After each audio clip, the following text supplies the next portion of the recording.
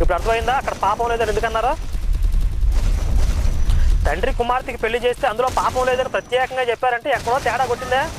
ఆ తేడా ఇదనమాట.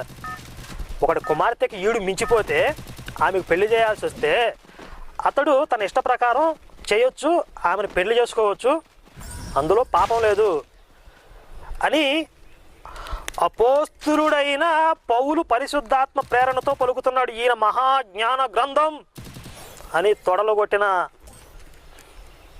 వాక్యం ఇదే. మరి దీన్ని సభ్య సమాజం, నాగరికత తెలిసిన సభ్య సమాజం అంగీకరిస్తుందా? ఈ మహాజ్ఞాన గ్రంథాన్ని, తండ్రి కూతురిని పెళ్లి చేసుకోవటం అనే విధానాన్ని నువ్వు అంగీకరిస్తావా? విపి రెడ్డి, నువ్వే, నీ మహాజ్ఞాన గ్రంథం చెప్తుంది, నువ్వు అంగీకరిస్తావా? చూసారా?